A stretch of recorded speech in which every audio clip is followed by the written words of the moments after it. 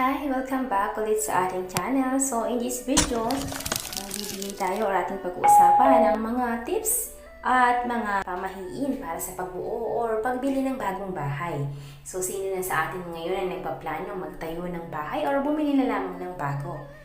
Narito at panoorin natin ang video ito. Baka mamaya may mga tips tayong mapulot.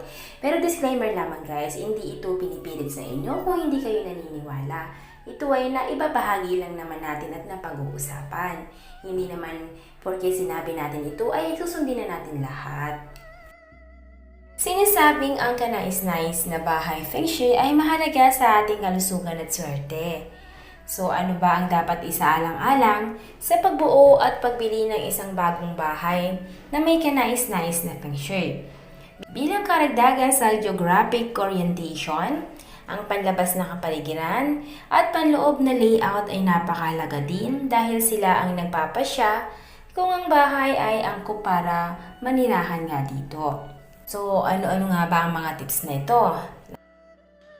Number 1, pagpili ng site. Ang magandang lokasyon daw ay kaaya-aya sa pangkalahatang pag-unlad. Ang bahay ay hindi dapat itayo sa ridge, sa valley gateway, sa cliffside, sa river outlet, sa tabi ng overbridge or highway o sa isang intersection ng T-road.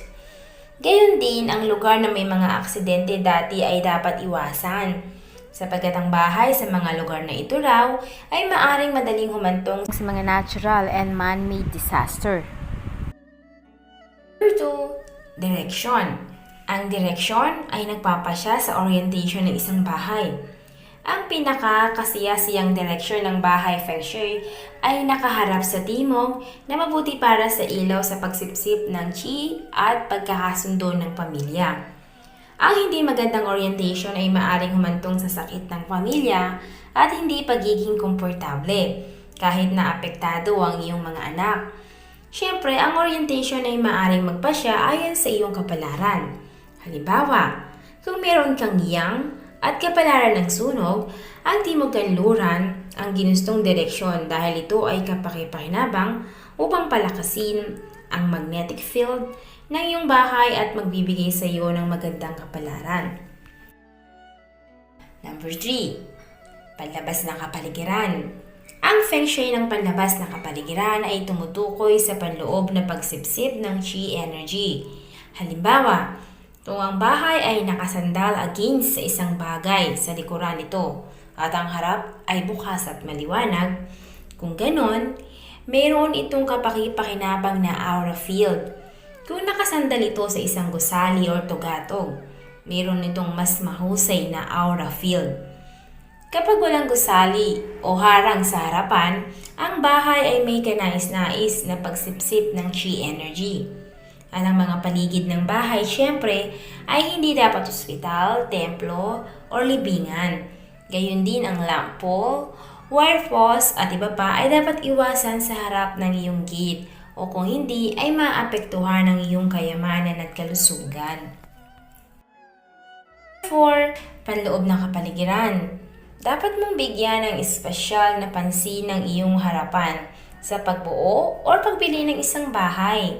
Dapat mong pansinin kung ang harap na pintuan ay may mga feng shui tabos. Tulad ng outer door is right the road or kapag pumasok ka sa entrance ay kusina or banyo agad ang makikita na maaring humantong daw sa mga pagkalugi sa pananalapi.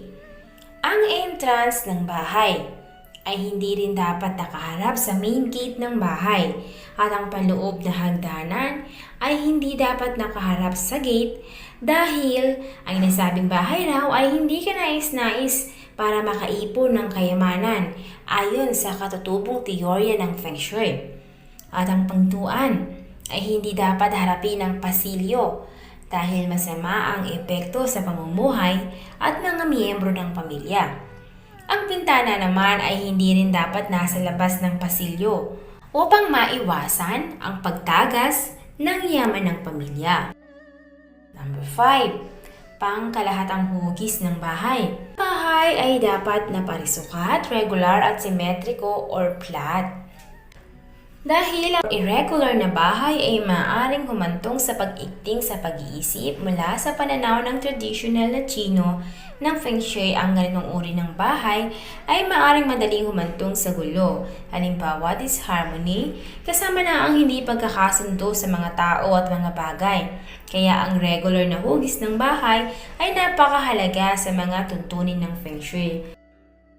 So, narito naman ang ilan sa paniniwala sa pagbuo or pagbili ng bagong bahay. Number 1, karaniwan ang pagtatayo ng pundasyon ay dapat magsimula sa isang masayang araw at hindi sa simula o sa katipusan ng buwan.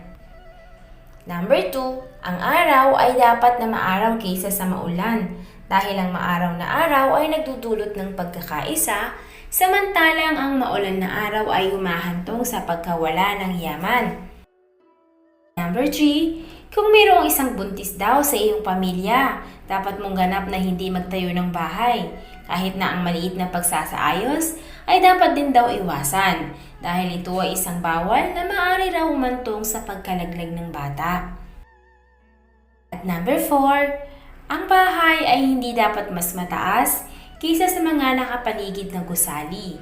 Dahil mula sa pananaw ng katotohanan, ang ganitong uri ng bahay ay mas madaling kapitan ng panganib, katulad na lamang ng sunog, hangin at pag-atake sa hangin.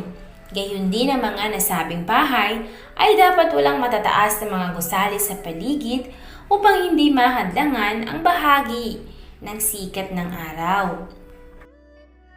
Number 5, hindi dapat magkaroon ng isang malaking puno sa harapan ng bahay dahil linaharangan nito ang sikat ng araw at sumisipsip sa yang na hindi maaaring pumasok sa bahay na ginagawa naman ang bahay ng mga labis na yin energy.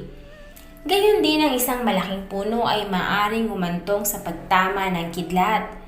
Kung kailangan mo ng isang malaking puno, maaari mong itanim ito sa hilagang kanluran ng bahay upang maprotektahan ang iyong pamilya. Gayunpaman, dapat mong tandaan na huwag putulin ang punong kahoy sa direksyon na ito.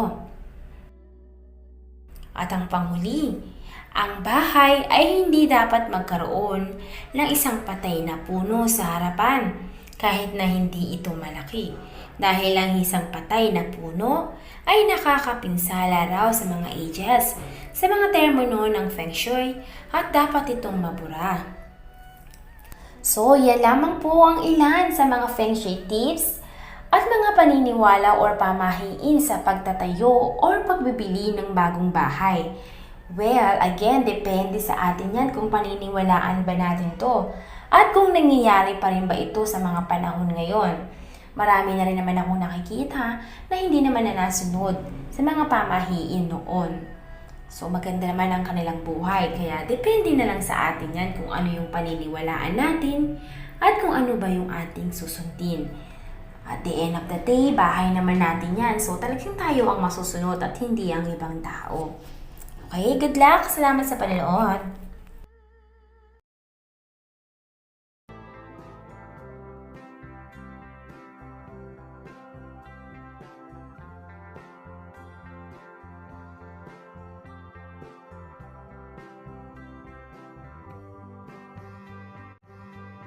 Dati ang aking buhay ay kulang sa sigla.